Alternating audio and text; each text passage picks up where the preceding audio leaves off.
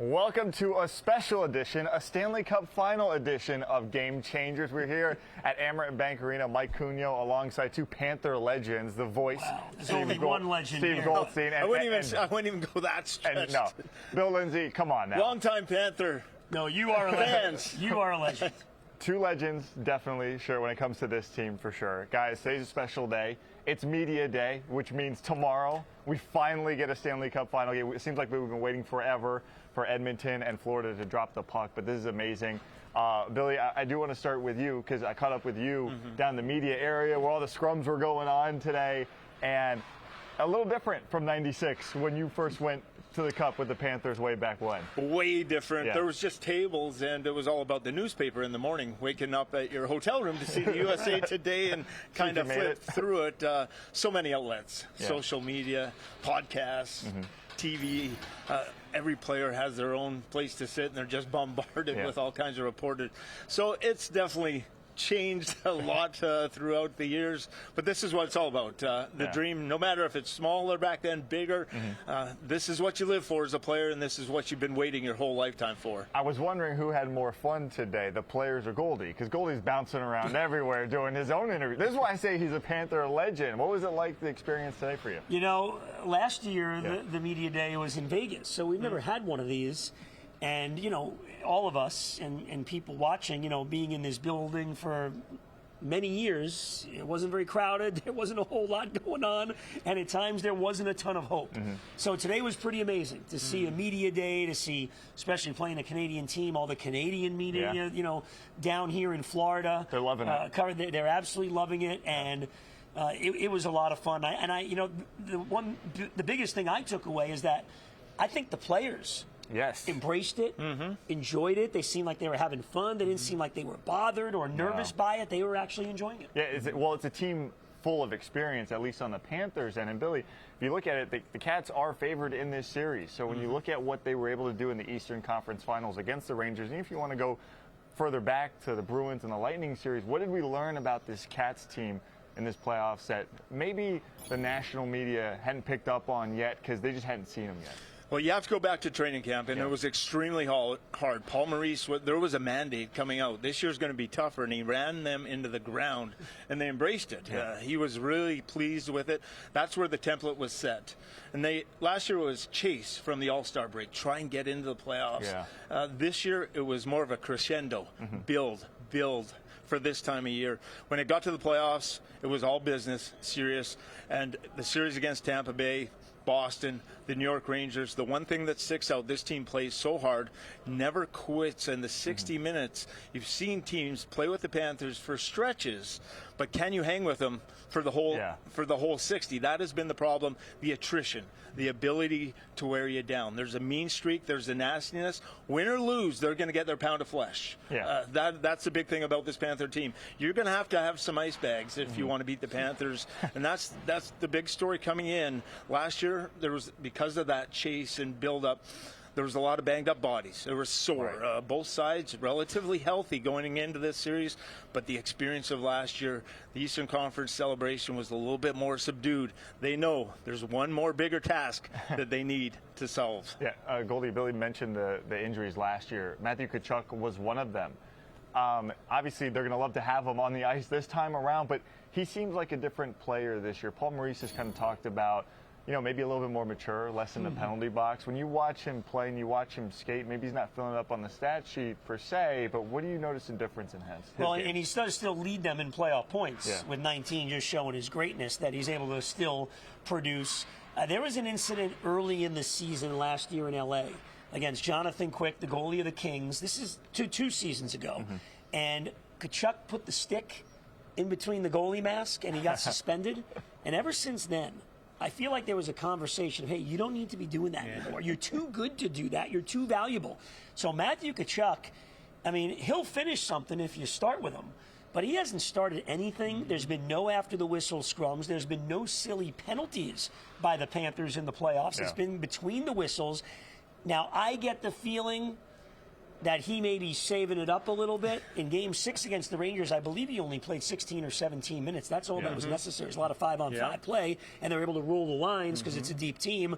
but he's going up against Evander Kane. They've got a history together when Tkachuk was on the Calgary Flames, and we all remember the famous Matthew Tkachuk introductory press conference right here in Amarant Bank Arena when he said, I hate Edmonton still, but I hate Tampa more. He already got through the one hatred team in Tampa. Now he gets the other team. He doesn't like them very much. Nope. And they don't like him very much. And obviously, the big trophy here is on the line. So, Billy, what does that add to this series when you don't have that, likeness towards each other? I guess. It's spice. You know a lot about them, don't you? But it's spice. You have to be able to, when you only see a team a couple of times during the regular season, it's different. Those Eastern teams, you're aware of it. There's already some bad blood. animosity, bad blood kind of built up. And a series going against Edmonton for the Panthers, it's going to be critical to grab onto something, that dislike immediately, to go in, to bang. Maybe the Evander Kane, the Tkachuk situation for him, to kind of motivate him internally, bring that up. But that's when this Panther team is at their best, is when they have that mean streak. If it gets flowing back and forth, kind of easy transition, some speed, Edmonton's going to be able to kind of crack your vulnerabilities. Players like McDavid, too, for players like McDavid, Draisaitl, some of those star players, you've got to make it hard. The neutral zone's got to be tidied up. But back to your original point, just make sure early on in the series, grab onto something that's in tight that makes you dislike this other team, that you can go after them. Find that edge, find that chip. And what's interesting is Matthew Tkachuk's going to be part of this Amazon Prime docuseries, so we'll get to see those moments behind the scenes, Goldie, when the series is over. Obviously, they'll finally release it in the fall, but it should be fun. And moving over to Edmonton, you mentioned Draisaitl, you mentioned Connor McDavid. What, Goldie, are they looking at in terms of an opponent here? Well, it's unlike the other ones. Now, Kucherov and Panarin, MVP candidates too. They were really good players, and David Pasternak's a 50-goal guy. So it's not like the Panthers haven't already shut down top offenses. I mean, Stamkos, Point, Kucherov, Hedman, no one was supposed to stop their power play. Right. And Panarin and Fox and Kreider at the net with all the deflect. No one was supposed to be able to stop their power play. So I think it's kind of interesting because the narrative of it is McDavid and Draisaitl are so good, which they are. So all the talks about the Edmonton offense, and no one's talking about the Panther offense, which is a heck of an offense. Which Igor they Shesterkin, probably like. Well, probably. Igor Shesterkin was all world, and they still got 2-3 goals a game on him. They still found a way to score on him. And Edmonton is probably a better, more disciplined, structured team than they're probably given credit for because of the two big guys on offense. But I do think that Draisaitl, McDavid, Billy, you can talk about this because you played that role in the playoffs back with the Panthers against Lemieux and Jagr. The year they beat Pittsburgh, Mike, Mario Lemieux scored 70 goals in the regular season. Jagr had 69. Wow, is that good? And you guys shut him down and beat him, no matter how good you are. No one likes to get hit every single time they have the puck. And going back to that, if you grab one of those guys early and just look him right in the eye and said, it's going to be like this right from the drop of the puck until this series is over. I'm not going to let you off the hook. And I remember saying that to Jagr. You can say the same thing to me. Can I tell him the quick? So Jagr gets traded. The Panthers pick him up. Billy and I, we were doing TV together. And Jagr, remember, he walked on the plane for the first road trip. He kind of looked over at Billy, kind of looked, and he just started laughing and shaking his head. Because he knew, people ask, is it the same Jaromir Jagr? Yeah, it's the same Bill Lindsay 20 years later that you were all over him in the playoffs. So they're going to have to go after McDavid and Draisaitl. The key with the Panthers is that neutral zone, the lock that they're able to play. They're able to slow teams down. And you got to take away McDavid's speed, Draisaitl's speed. The other series, if you force Edmonton to dump the puck in, try and have a forecheck. We haven't seen other teams sustain forecheck against the Panthers. Then when it gets going the other way, 4 or 5 minutes, the Panthers are able to spend down in the other end. If McDavid, Draisaitl have to defend, it becomes that much more problematic. And leads are going to be important. One, especially 2-goal leads. If Edmonton has to stretch Draisaitl, McDavid into 24, 25 minutes and playing a lot of defense, the heavier the legs will get as the series goes on. The one point we talked about all these special teams and all this energy and pumped up. Make sure this Panther team plays hard, but you cannot. This power play for Edmonton. No disrespect to the Rangers and everything that they've done. This is a little different They're beast. going to like a 33%. Yeah, a little different beast than they faced before. Well, we'll see if this crowd can help the Panthers as well. It's been rocking here in Amerant Bank Arena. Of course, once Bobrovsky gets going, you get the Bobby chants going. We're going to talk about Bobrovsky and the goaltending situation. Who's got the lead in that horse race? That's coming up next on Game Changers.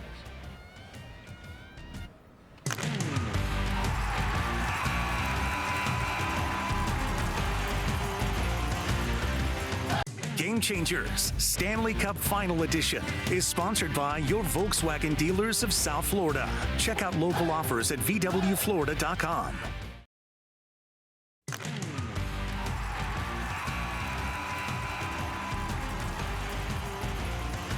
Welcome back to Game Changers here at Amerant Bank Arena. It is a Stanley Cup Final Edition of Game Changers. Mike Cunha alongside Steve Goldstein and Bill Lindsay, the humble Panther legends. I'm going to start calling you guys. A lot of humility there at the top. I got to say, it was disgusting to hear you guys just say, no, no, no. Yes, you guys are amazing. All right, speaking of amazing, we got amazing goaltending in the last series. Igor Shesterkin. Before that, it was Swayman. Before that, it was Vasilevsky. The Panthers have gone through the gauntlet, but now it's Bobrovsky, Sergei Bobrovsky for the Panthers against Stuart Skinner for the Edmonton Oilers. Billy, I'll start with you.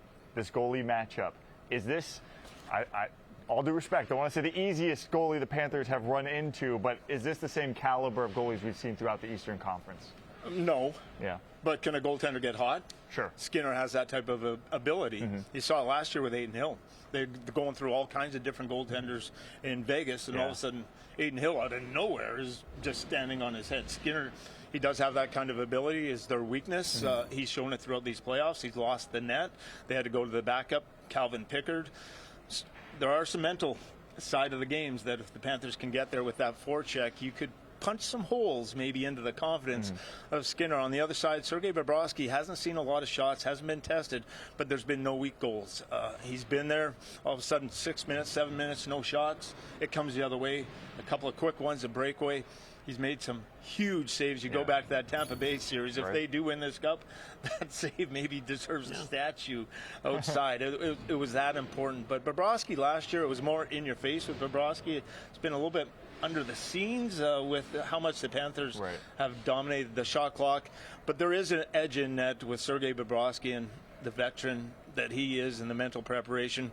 But you just never know in a series how it should shake out. But yes, hopefully it does favor the Panthers. All the Panther players talk about his prep and how it's just different from everybody else. Goldie, how did that serve him well towards the end of the Eastern Conference Finals, where he really did, show up for those last 3 games at the end of winning? Well, he was outstanding. They only gave up one 5-on-5 goal in those last 3 games. So, it's power play, 6-on-5. There's a shorthanded goal by Kreider in Game 5. So I think in some ways it's as impressive.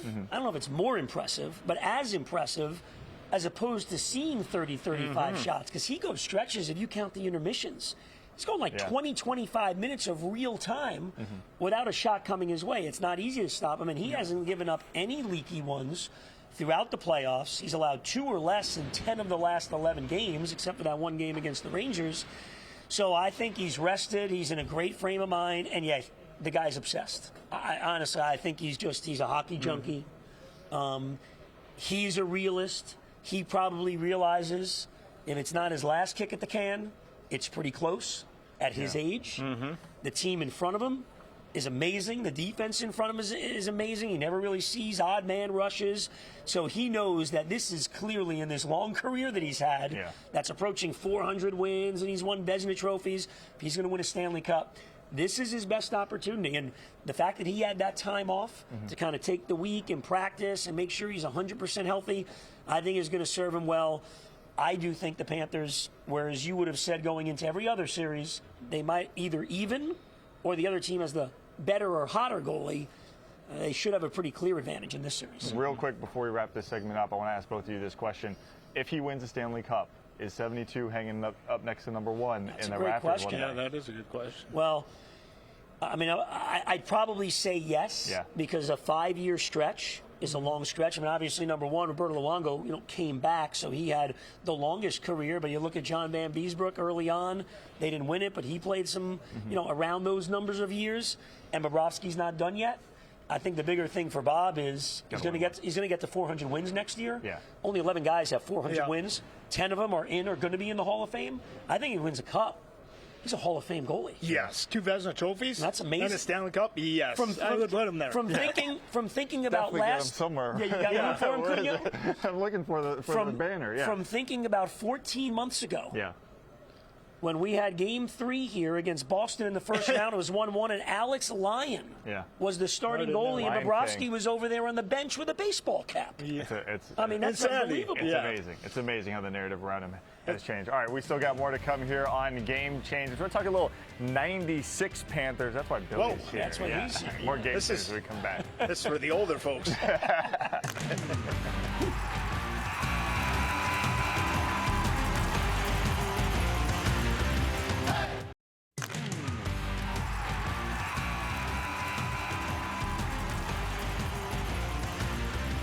Welcome back to Game Changers at Amaranth Bank Arena, Stanley Cup Finals edition of Game Changers. Guys, talking a lot of hockey. Let's keep it going because you know what? The Cats deserve it. Billy Lindsay, you were in the Cup with the Cats back in 1996. Yeah, obviously you're around this team as well. Do you see any similarities between that team and this one? Everything I hear from this is how close they are, how much they like to make fun of each other, how much chemistry there is in that locker room. There's a lot. This is a more talented group, but there are similarities you can draw, and it goes back into the leadership group with what I had with Scott Mellenby, Brian Skrudlin, those type of players. You have Barkov, these players that play so hard, and it filters down in your lineup. And to get to this point, what you have to learn is that all of a sudden your leadership is playing so hard and going about it in such a fashion. If you want to be part of this team, the guy sitting beside you all the way down, I'm going home at night.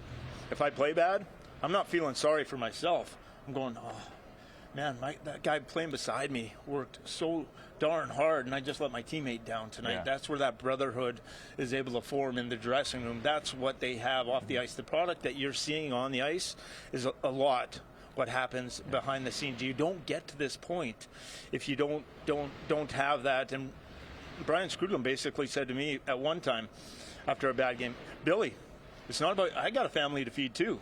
So your success is my success, and if we do it, and that's once you get that as a team, then start to believe in each other and trust the guy beside you is going to be pulling on the rope in the same direction. You're onto something, and that's what this team has. That's what we had back in '96. There's just so much more talent on this group. That's why Paul Maurice says is like, I really don't have to do anything. They kind of handle. When the dressing room becomes self-sustainable, that's when the coach knows. Okay, we got it. Real quick, Goldie, how much equipment or sweaters do the Panthers have to send Wayne Gretzky before he starts rooting for the Cats? I know he's rooting for the Oilers. What's going on here? Well, he kind of doesn't have a choice. You know, Connor McDavid came to Edmonton. He's the next captain. But, you know, Wayne's a Florida guy. He's at Panthers games. We know where you live. You know, he's rooting for the Oilers, but I think if the Panthers win this thing, he'll be okay. All right. We'll wrap it up right now. We still got more to come here on Game Changers thanks to these guys. You know what? In terms of let down teammates, whenever I let this guy down, he never does. I don't lose any sleep. No. Nice. We'll be right back. Come on, Cunha.